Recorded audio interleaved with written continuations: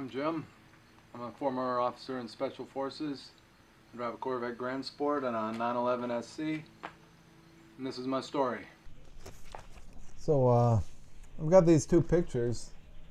They sort of ended up being pretty telling, I guess. That's me as a kid in front of a Corvette, helping my dad work on it probably. And then there's me as a kid at the Florida Ranger camp. So obviously I ended up taking those two things playing a fairly big role in my life. Started off in the military, and then now I'm working at GM, and obviously I love cars. So growing up, my dad was in the military. He started off in the infantry and then went Special Forces. They had me, while he was going through the Q course. If I was going to say there was one thing that sort of drove me towards being in the military, if there was one event that I can remember more than anything else, at least, it'd probably be, when my dad came back from Somalia. He said something along the lines of, that things are so screwed up over there, and nobody's going to do anything about it because they don't have any oil. And there was something about that stuck with me. That there's people suffering, and we've got a lot over here, and there's something that we can do to try to reduce that suffering. I don't know, maybe it was naive. I was probably 13 at the time when he said that, but that's, if there was one thing that drove me, that'd probably be it. We took our block leave and took off for Afghanistan. For the most part, it was quiet, mixed with one or two brief moments of whatever you want to call it, action or craziness or whatnot. But for the most part, it was mostly on we're dodging IEDs. I think that's one of the most frustrating things. You've got a bunch of infantrymen wanting to do infantry things, and your biggest focus is on just watching out for those IEDs. So the first major thing that we experienced was there was this big basically a big I don't know if it was a generator that they were installing in one of the dams, and of course this would be seen as a success of the government, so the Taliban was adamantly opposed to any demonstration of the government of Afghanistan being capable. So it was a big target for them. So we were setting up security in a certain area, and while that convoy was coming through, and while we had some elements from our battalion out for security, they got they hit an IED, and one of my friends from ILBC got hurt in that. And we also lost someone in that incident. I thought it was a really awesome, super awesome team, awesome guys.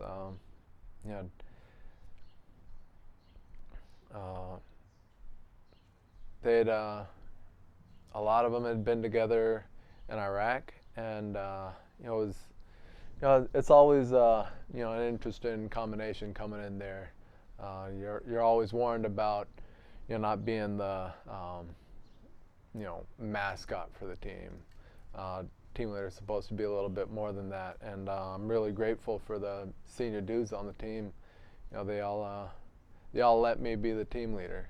You know, we we always work together. You know, some of our best training came up because we worked together. We sat down and we brainstormed on it rather than one person coming up with all of our training. It was a lot more free. We had a lot more freedom to come up with our training versus being in the regular Army.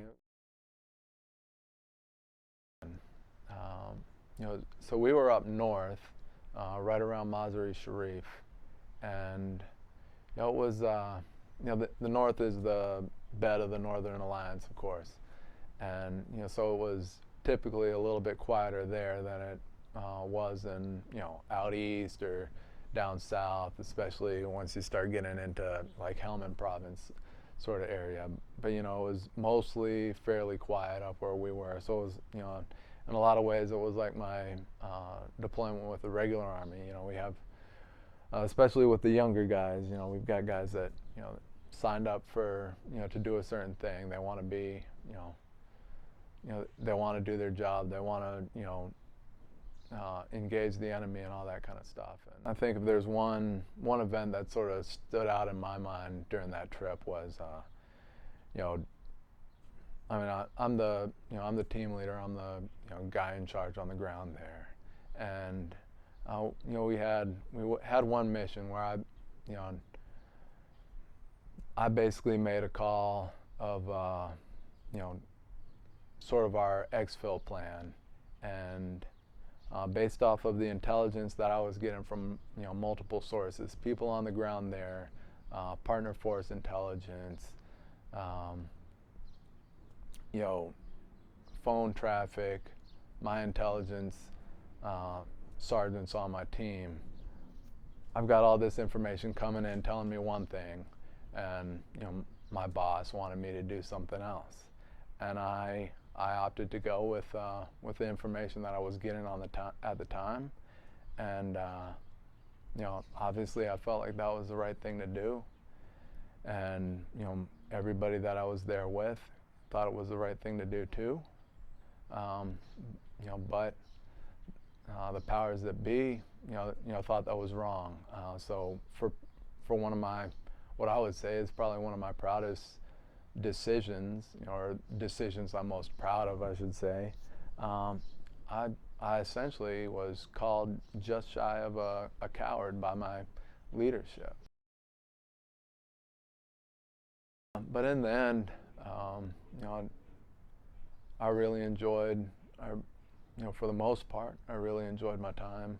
I was proud of everything I did. I was proud that I managed to get where I did. I put a ton of my effort into getting into Special Forces. But I think I started realizing this towards the end there, that I placed too much of my my self-worth on being a Green Beret, being in Special Forces, and I made some decisions, some personal decisions, ruined some personal relationships because of that, because I put my worth in being Special Forces rather than being any sort of relationships that I had. So that was something that I came to terms with, probably a little bit too late, but that was probably the biggest deciding factor on getting out. With the 73, I guess I was all learning everything as I went. Did some work on it. Ended up, messing it up pretty bad because I screwed up on a brake job. Ended up backing it into my pickup truck. Took a buddy for a joyride around the airfield out at Fort Benning, and sent us careening through a field.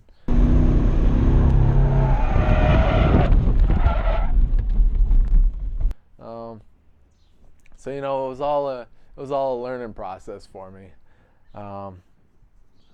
Back in 2016, the last track event that I went to in the Camaro, I ended up blowing the clutch slave cylinder. It was one of those things where I knew it was going, but I tried to stay out a little bit longer, and it's my fault. One of the things that happened with that car was any time that I was able to drive it stopped me from wanting to sell it. But this was enough time away from it that I no longer was, I had enough of that, distance from the car that I was comfortable with getting rid of it, and the Grand Sport was coming out. When the Automags got their hands on the 2017 Grand Sport, they called it the Goldilocks Corvette. It's got the brakes, suspension, and wider body and tires of the Z06 while keeping the base model's engine. Some people thought that was the sweet spot, as they may have found the Z06 to be a handful on track, so the Grand Sport was a good balance of performance.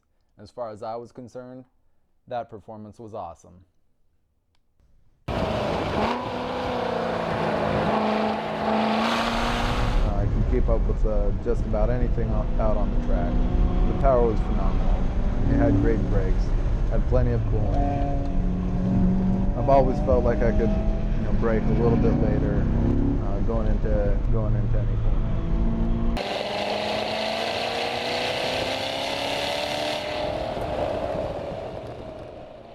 When the Corvette Grand Sport launched, I had a 2010 Camaro. It was a great car. I put a camshaft in it, long tube headers. Took it to the track a few times, but the last time I was on the track, I blew out the clutch slave cylinder.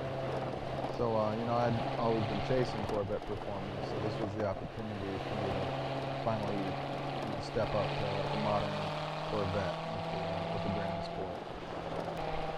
Now, of course, I'm a little bit biased, but I think it's one of the most gorgeous cars out there. And I still give compliments to this day. I think the design is just stunning in the car.